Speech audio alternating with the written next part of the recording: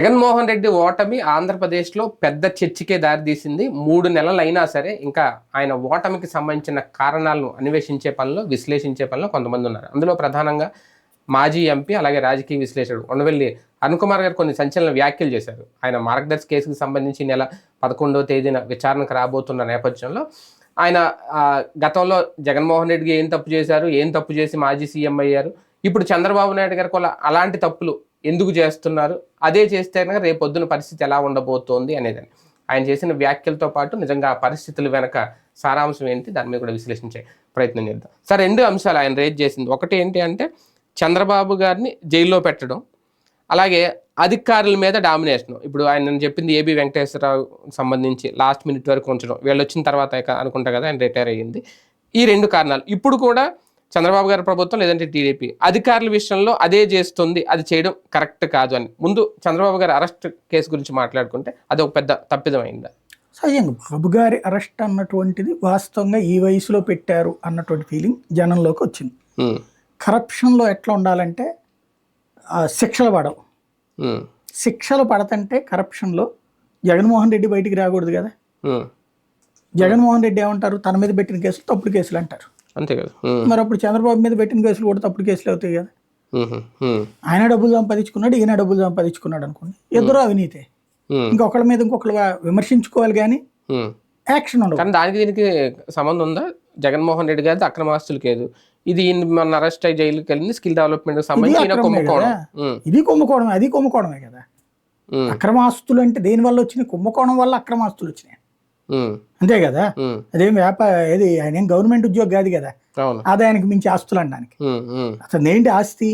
వాళ్ళ నాన్న ఉద్యోగం, వాళ్ళ నాన్న సీఎం అయితే దాన్ని అడ్డు పెట్టుకుని కొంతమంది పారిశ్రామికవేత్తలకు మంచి చేస్తే దానికి ఆ పారిశ్రామికవేత్తలు వచ్చి పెట్టుబడి పెట్టారు కాబట్టి అది అవినీతి అన్నారు.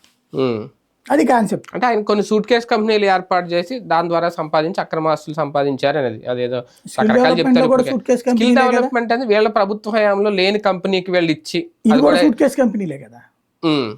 అంటే సిమెంట్స్ వాళ్ళకి ఏదో ఒప్పందం కుదుర్చుకొని ఇదంతా కదా. సిమెంట్స్ తో సంబంధం లేని వేరే కంపెనీని పుట్టించారు, అదంతా అవి సూట్ కేస్ కంపెనీలు అనే కదా అంటుంది. అంటే ఇద్దరు సూట్ కేస్ కంపెనీలే కదా, ఇద్దరిదే అవినీతి కేసులే కదా. ఆయనది వాళ్ళ నాన్న అవినీతిది, వాళ్ళ నాన్న అడ్డు పెట్టి అవినీతి, ఈయన స్వయంగా అవినీతి చేశాడు. జగన్ అవినీతి చేసిన తర్వాత వెంటనే జరిగిన ఎన్నికల్లో, అరెస్ట్ అయిన వెంటనే జరిగిన ఎన్నికల్లో అతనికి సీఎం కాల, ఈయనకి వెంటనే సీఎం అయ్యారు. కాబట్టి ఏది నిజం అనుకుందాం ప్రాక్టికల్ గా. సమస్యల్లో ఎక్కడంటే మనం విశ్లేషించేటప్పుడు మన నోటికి వచ్చిన 4 చెప్పేసేసుకుంటే కర్ణుడి సాగుకు 100 కారణాలు అంటారు, జగన్ ఓటమికి 100 కారణాలు. ఫస్ట్ కారణం అన్నిటికంటే మెయిన్ ఏంటంటే వ్యక్తి పూజ అన్నది విపరీతం అయిపోయింది. చంద్రబాబు నాయుడు మీద ఒకప్పుడు వెక్సేషన్ వచ్చింది, అదే వ్యక్తి పూజ. అంతా తానే అన్నట్టు ఇక్కడ అంతే. తన మీద ఆ రంగుల పిచ్చతో ప్రతిదానికి ఇంటికి స్టిక్కర్ వేయాలా, ప్రతిదాని మీద వేస్తే జనాలకి నా ఆస్తి మీద ఆడి స్టిక్కర్ ఏంటి అనేటువంటి ఫీలింగ్ వస్తుంది. ఒక వెక్సేషన్ వచ్చేసి ఏంది ఇలా పెచ్చేంది, రంగుల పెచ్చేంది, ప్రతిదానికి రంగు రంగు రంగు రంగు అనేసి అది బాగా విపరీతంగా వ్యతిరేకత వచ్చింది. ఎప్పుడైతే పట్టాదారు పాస్ పుస్తకాల మీద కూడా జగన్ బొమ్మ వచ్చిందో వాళ్ళు బర్స్ట్ అయిపోయారు. అంటే నా ఆస్తి మీద నీ బొమ్మ ఏందిరా అనేటటువంటి ఫీలింగ్ వచ్చింది. ఆ నెగిటివ్ని ఇతను గమనించుకోవాలి. అలాగే సర్వేరాల మీద బొమ్మ పెట్టడం అన్నటువంటి ప్రతి ఒక్కడు కోపం వచ్చింది. నా ఆస్తికి నీ బొమ్మ పెట్టుకోవడం ఏంది అన్నటువంటి ఈ 3 పల్లె ప్రాంతాల్లో ఉన్నటువంటి ప్రజల్లో అసహ్యాన్ని తెప్పించింది. దాన్ని అభద్రత కింద మార్చడంలో తెలుగుదేశం సక్సెస్ అయింది. దాన్ని గుర్తించడంలో జగన్మోహన్ రెడ్డి ఫెయిల్ అయ్యాడు. ఇది నెంబర్ 1. రెండవది ఏంటంటే ఇతను చెప్పుకోవడంలో ఫెయిల్యూర్. సంక్షేమ పథకాలను గురించి పదే పదే పదే పదే చెప్తూ వచ్చేవాడు, ఎక్కడికి పోయి ఎక్కువ చెప్పేసుకున్నారేమో. సంక్షేమ పథకాలు చెప్పినటువంటిది తప్పులేదు, తను చేసింది చెప్పాడు అనుకో. అభివృద్ధి గురించి అసలు చెప్పేవాడు కాదు. అవతల వాళ్ళు అభివృద్ధి లేదు, తిరోగమనం అంటే తిని హయాంలో వచ్చినటువంటి వందలాది పరిశ్రమల గురించి తను ఏనాడు మాట్లాడాడు? చెప్పలేదు. అవును, చంద్రబాబు నాయుడు హైటెక్ సిటీ అంటాడు. హైటెక్ సిటీ వాడు ఆ మాట అంటలా. లేకపోతే కనుక అక్కడ ఉన్నటువంటి హైదరాబాద్ వాళ్ళు ఆ మాట అంటలా. తెలంగాణ వాళ్ళు ఆ మాట కంటే కనుక తెలుగుదేశం కోట్లు వేయాలి కదా, లేదే.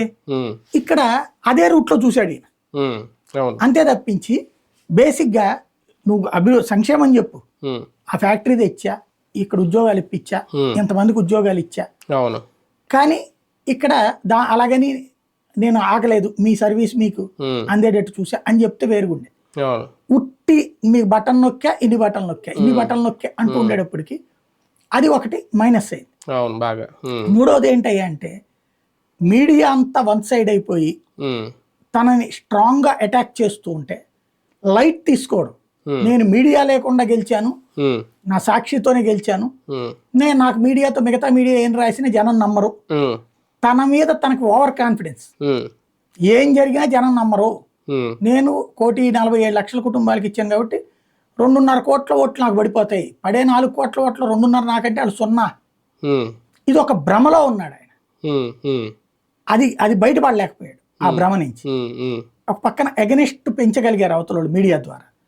ఇతను ఆ మీడియా ద్వారా కౌంటర్ వాళ్ళ పేపర్లో రాసుకుంటే ఎవడు చూడాలి, వాళ్ళ కార్యకర్త తప్పించి న్యూట్రల్ మీడియాని ఎంటర్టైన్ చేయడంలో మిస్ అయ్యాడు, ఫెయిల్ అయ్యాడు.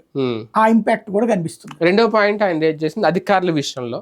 జగన్ స్టార్టింగ్ లో అధికారంలోకి రాగానే అదే తప్పు చేశారా? ఇప్పుడు బాబు గారు కూడా సేమ్ దాన్ని రిపీట్ చేస్తున్నట్టుగా ఉందా? అంటే ఉండవల్లి అరుణ్ కుమార్ అదే ప్రస్తావించారు, ఏబి వెంకటేశ్వరరావు విషయం కానీ ఇవన్నీ. బేసిక్ గా అధికార యంత్రాంగం అదైతే గనక చంద్రబాబు గారు ఇప్పుడు ఇంతమంది అధికారులు చేస్తున్నాడు, మరి రేపు పొద్దున్న దిగిపోతాడు ఆయన.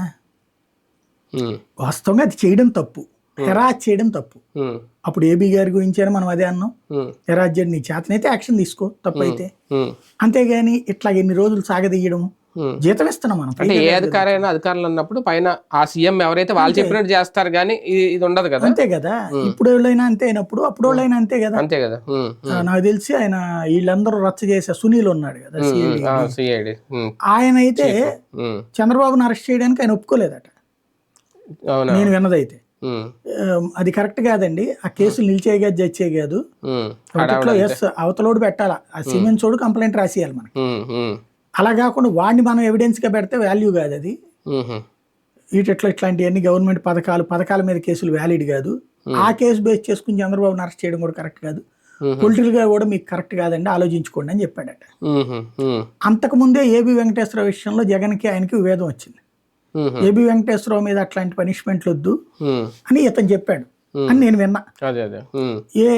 ఎందుకు అంటే ఇవాళ మీరు ఆయన వేధిస్తే రేపు పొద్దున వచ్చేవాళ్ళు మమ్మల్ని వేధించరా ఏంటి, ఆఫీసర్లను ఆఫీసర్ లాగా ఉండనియండి. అయితే గీతే మనం ఏం చేస్తాం, లైమ్ లైట్ పోస్ట్ లో నుంచి సైడ్ లైట్ పోస్ట్ లో పెడతాం. అంతే కదా, మమ్మల్ని ఇదివరకు అట్లా పెట్టారు, ఇప్పుడు మీరు అట్లా పెట్టుకోవాలి. అంతే తప్పించి వాళ్ళ మీద యాక్షన్, వాళ్ళని అరెస్ట్ చేయాలి, వాళ్ళ మీద కేసులు పెట్టాలి అనేటటువంటి ధోరణి వస్తే మంచి పరిణామం కాదు.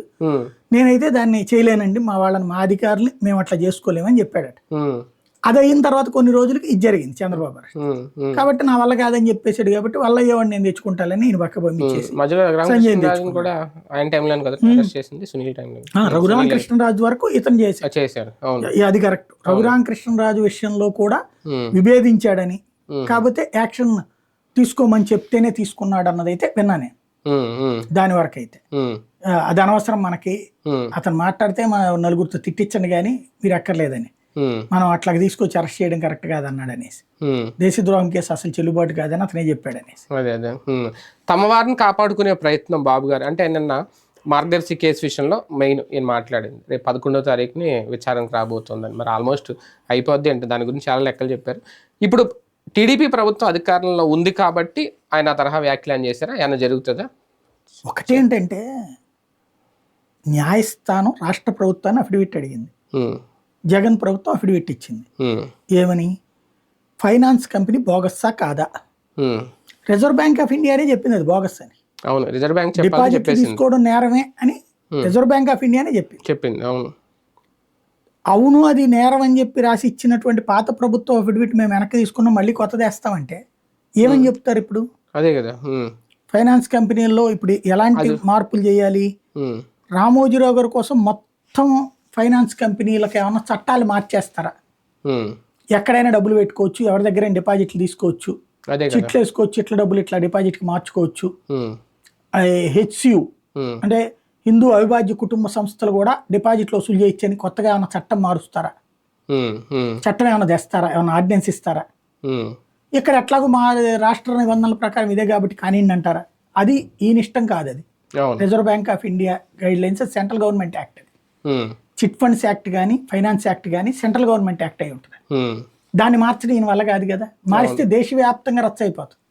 దావూద్ ఇబ్రహీం కూడా ఇక్కడ కంపెనీ పెట్టేయచ్చు, హెచ్యూ పెట్టేసేసి, లేకపోతే అది ముస్లిం అవిభాజ్య కుటుంబ వ్యవస్థ అని చెప్పాలి. అప్పుడు మొత్తం దేశంలో చిన్న భిన్నం అయిపోతుంది ఆర్థిక వ్యవస్థ. నిజంగా ఫైనాన్స్ కంపెనీ నిబంధనలు దీనికే వర్తిస్తాయనుకుంటే డిపాజిటర్లకు కూడా అప్పుడు రేపు పొద్దున్న లాస్ అవ్వరా, వాళ్ళకి కూడా ఇబ్బంది అవ్వదా? అదే కదా చెప్తుంది. ఇప్పుడు ఆల్రెడీ దీంట్లో డబ్బులు ఇచ్చేసారు కాబట్టి సరిపోయింది. ఎగ్గొడితే ఇప్పటికే చిట్లు ఎగ్గొడుతున్నారు, ఫైనాన్స్ కంపెనీలు మూతపడతానే అంటారు. వీళ్ళు పెద్దది ఇస్తున్నారు కాబట్టి ఇంతవరకు ఓకే. నువ్వు వాళ్ళకున్న సేఫ్టీ గైడ్ లైన్స్ అంటే మనిషి కోసం లేదా ఒక సంస్థ కోసం అని కనుక మార్చేస్తే చాలా ప్రమాదకరమైనటువంటి అంశం. భవిష్యత్తు మొత్తం వ్యవస్థలన్నీ చిన్న భిన్నం అయిపోతాయి. అసలు అఫిడవిట్ విత్డ్రా చేసుకోవడం అని నేనేమనుకున్నా అంటే మార్గదర్శి చిట్స్ విషయంలో పెట్టిన కేసు ఏమన్నా అఫిడవిట్ ఏమనుకున్నా, కాదు ఫైనాన్స్ విషయంలో అఫిడవిట్ అని నేను ఉండవల్లి గారు చెప్పింది దాన్ని బట్టి. ఫైనాన్స్ విషయంలో అఫిడవిట్ అయితే కనుక చాలా పచ్చి తప్పది. ఓ రకంగా చెప్పాలంటే ఒక అవినీతిని మనం బహిరంగంగా ప్రోత్సహిస్తున్నట్టు, చట్ట ఉల్లంఘనని మనం స్వాగతిస్తున్నట్టు. మార్గదర్శిని కాపాడే ప్రయత్నం మొదలైపోయింది టీడీపీ రాగానే. అది ఇవాళ కొత్తగా ఏది ఉంది, ఎప్పటి నుంచి కాపాడుతూ వచ్చారు. అంటే రిజర్వ్ బ్యాంక్ చెప్పేసిన తర్వాత కూడా మళ్ళీ ఇప్పుడు జగన్ శిక్షించాలనుకున్నాడు, చంద్రబాబు రక్షించాలనుకున్నాడు. ఆ రోజు నుండి ఈ రోజు వరకు రక్షిస్తానే ఉన్నాడు. అది ఒక క్విడ్ ప్రోకో జరుగుతుంది. చంద్రబాబు హెల్ప్ చేస్తున్నది కానీ బాబుకి సంబంధించిన వైఫల్యాలను కవర్ చేస్తూ వాళ్ళు అంత అద్భుతంగా ఉందని రాస్తారు. జగన్ హయాంలో జరిగిన తప్పిదాలను ప్రజలు అబ్జర్వ్ చేసి నిజంగా ఆయన మాజీని చేస్తే మరి ఇప్పుడు ఇవన్నీ అబ్జర్వేషన్లు ఉండవా? రేపు ఎఫెక్ట్ అవుతారని నేను అనుకోను. ఇప్పుడు చంద్రబాబుది ఏంటంటే అధికారుల విషయం ఎలాంటి పాలిటిక్స్ చేయొచ్చు ఆయనకి తెలుసు. జగన్ వచ్చేటప్పటికి ఏంటంటే నేను సంక్షేమ పథకాలు పడేశాను, నో ప్రాబ్లం, డెవలప్మెంట్ చేశాను, నో ప్రాబ్లం. ఇదే యాటిట్యూడ్ లో నేను చేసినంత రైట్ అనే రూట్ లో ఉన్నాడు కానీ రాజకీయం చేయలే ఆయన. రాజకీయం చేయడం అనేది జగన్కి చేత కాదని చంద్రబాబుకి తెలుసు. కాబట్టి ఆయన పెద్ద టెన్షన్ పడాల్సిన పని ఏం లేదు. ఆయన అనుభవం ఆయన కాపాడేస్తుంది రేపొద్దున్న. రైట్, చూద్దాం. మాజీ ఎంపీ ఉండవల్లి అరుణ్ కుమార్ గారు చేసిన వ్యాఖ్యలు ఒక రకంగా రెండు ప్రభుత్వాలని ఉద్దేశించి మాట్లాడారు. ప్రజలు ఎలాంటి వాళ్ళని స్వాగతిస్తారు, ఎవరినైతే మళ్ళీ మాజీలు చేస్తారు, మరి అది టీడీపీకి వర్తిస్తుందా రేపొద్దున్న? రేపు 11వ తేదీన ఏం జరుగుద్ది, మార్గదర్శి కేసులో ఎలాంటి తీర్పు వస్తుంది వేచి చూద్దాం.